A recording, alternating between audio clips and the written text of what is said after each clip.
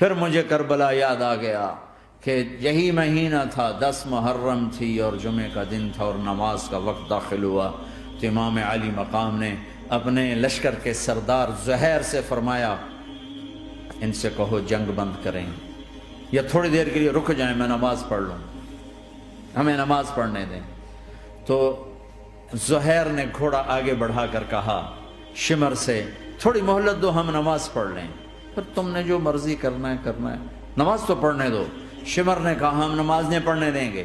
ایک اور کوفی کھڑا تھا، اس کا نام حسین بن نمیر، انہوں نے کہا تمہاری نماز ہوتی ہی نہیں۔ انہوں نے کہا لعنت ہے تم پر، جس گھر کی طفیل نماز ملی ان کی نہیں ہوتی۔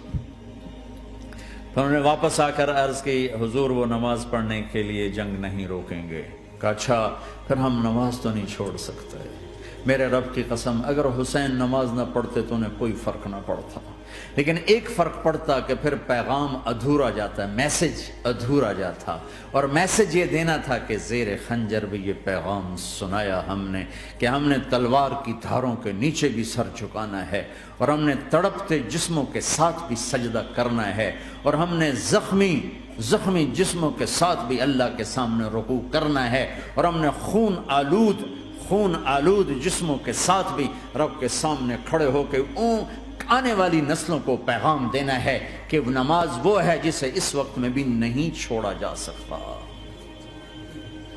تاکہ کوئی یہ کہہ نہ سکے میں کیسے پڑھتا، میری جاب تھی میں کیسے پڑھتا، میری آنکھ نہیں کھلتی میں کیسے پڑھتا، میری عادت نہیں۔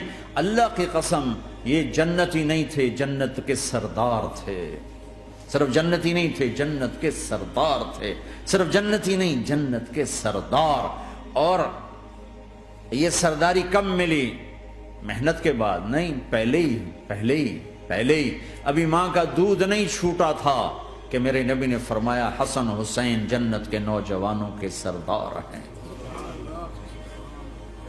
اور ایسا پیار تھا کہ دونوں کو عرب سردار بچہ اٹھانا اپنی ذلت سمجھتے تھے، بچے نہیں اٹھاتے تھے، سب کے سامنے پیار نہیں کرتے تھے، لیکن آپ حسن حسین کو یہاں اٹھاتے، پھر یہاں ہی نہیں اٹھاتے تھے، یہاں کندھوں پہ بٹھاتے، یہاں۔ اور ایک عرب بدو حیران ہو کے دیکھ لیں یا رسول اللہ یہ آپ کیا کر رہے ہیں؟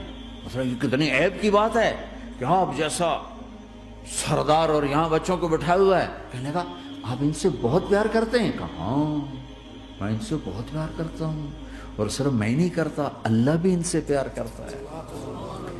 اور بتاؤں جو ان سے پیار کریں گے اللہ ان سے بھی پیار کرے گا، جو ان سے محبت کریں گے اللہ ان سے بھی محبت کرے، اللہ بھی ان سے محبت کرے۔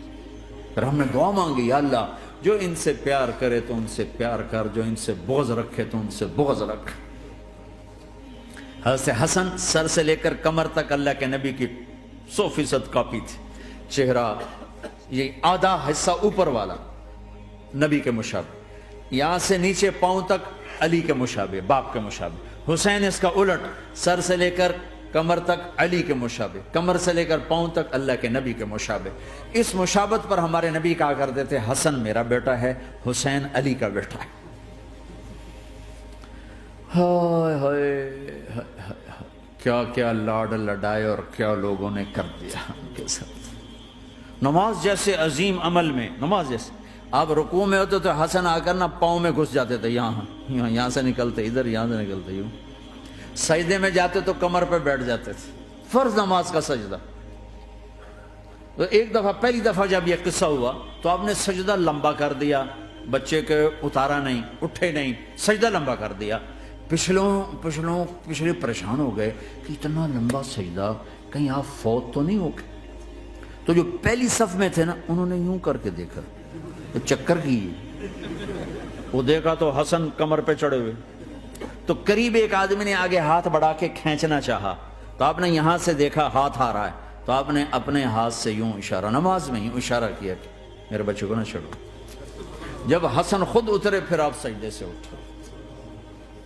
کبھی حسین چڑھ جاتے تھے، کبھی حسن دونوں ہی چڑھتے تھے۔ یہ سر حسن کے بعد کبھی یہ کبھی وہ، کبھی یہ کبھی وہ۔ اور آپ حسن کو جب چھوٹے تھے زیادہ حسن، تو آپ حسن کو یوں زبان دکھاتے، اتنا بڑا عظیم نبی کیا ہو رہا ہے۔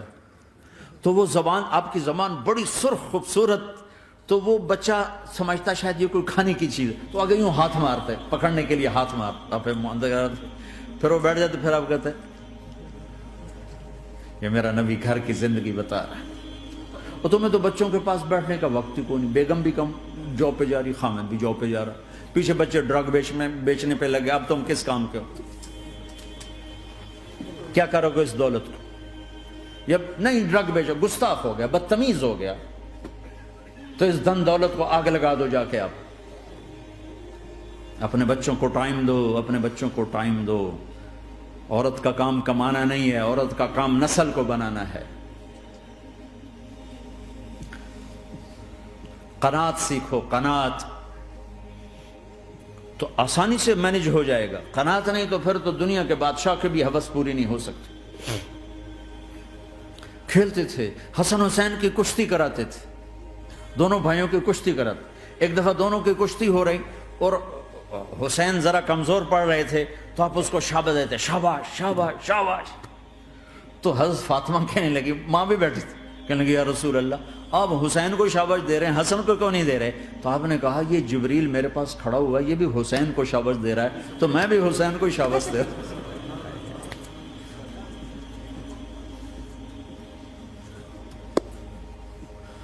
ایسی ہستیاں، لیکن ایک سبق ہے، یہ ہونا چاہیے تھا تاکہ امت کو پتہ چلے کہ دین کتنی قیمتی چیز۔ وہ جی اللہ بڑا غفور الرحیم ہے، میں نہ ہمیں ڈرایا کرو۔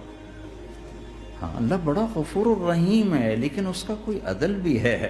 رات کا شراب پینے والا اور رات کو مصلی پہ رونے والا برابر ہو جائیں گے، تو پھر یزید حسین کو ایک ہی جگہ بٹھا دو، پھر کربلاؤں کے لیے رونا چھوڑ دو۔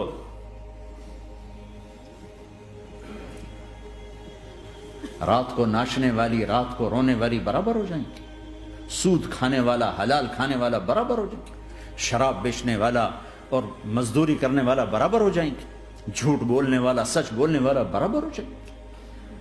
افنجعل المسلمین کالمجرمین ما لکم کیف تحکمون ام لکم کتاب فیہ تدرسون۔ اس سے زیادہ واضح کیا بتاؤں کہ میرا رب کہتا ہے کون سی کتاب میں لکھا ہوا ہے کہ ماننے والا نہ ماننے والا برابر کر دوں گا؟ کون سی کتاب میں؟ اللہ کو یہ کہنا پڑ رہا ہے ام لکم کتاب فیہ تدرسون، کس کتاب میں یہ لکھا ہوا ہے؟ ام نجعل المتقین کالفجار، ایک بدماش اور ایک فرمانبردار کو برابر کر دوں؟ کہاں لکھا ہوا ہے؟ ایسی ہستیاں، جنگ سے پہلے اونگ آ گئی، آنکھ کھلی تو ہنسنے لگے۔ بہن نے پوچھا یہ تو ہنسنے کا موقع نہیں، کیوں ہنسے ہو؟ زینب کہا بہن اللہ کے نبی خواب میں آئے، فرما رہے ہیں بیٹا میں لینے آ چکا ہوں، تو اب نہ پڑھے نماز، اب کیا مسئلہ ہے؟ جنت کے لیے تو کرنا ہے سب، یہ جنت کے لیے تو کر رہے، اللہ کے لیے تو کر رہے کہ سر دادن و جان دادن نہ آئے از لذت دیدارش، خسرو چتواں گفتن سر دادن و جان دادن نہ دیدار خیارے۔ اس اللہ کے لیے تو سر کٹا رہے ہیں، تو وہ تو راضی ہو چکا ہے، نبی آ چکا ہے، آؤ بیٹا میں لینے آ چکا ہوں، تو اب نہ پڑھیں نماز؟ نہیں، برمنگم والوں کو کون بتائے گا کہ نماز کیسی چیز ہے؟ انہوں نے کہا جی وہ نہیں جنگ رو کرے گا، پھر چلو نماز پڑھو، نماز تو نہیں چھوڑی جا سکتی۔ آدھوں کو روک دیا تم جنگ کرو، آدھوں سے کہا تم نماز پڑھو، آدھوں نے نماز پڑھی، آدھوں نے جنگ کی۔ پھر جنہوں نے نماز پڑھی انہوں نے کہا تم آگے بڑھ جاؤ، ان سے کہا تم جا کے پیچھے اللہ کے بارگاہ میں سجدہ کرو۔ 1400 سال کی تاریخ میں ایسے نمازی میری نظروں سے نہیں گزرے، پر ایسی نماز نہیں پڑھی گئی نبی کے زمانے کے بعد۔ آپ نے بھی صلاۃ خوف ایک پڑھی تو نبی ہوتا ہے۔ اور کیا ان کا حال تھا، خون و خون، اپنے خون سے وضو کیے یا کربلا کی مٹی سے تیمم کیے؟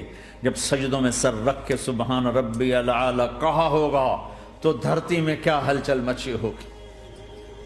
نماز نہ چھوڑا، نماز نہ چھوڑنا، کوئی عورت نہ کوئی مرد، نماز نہ چھوٹے۔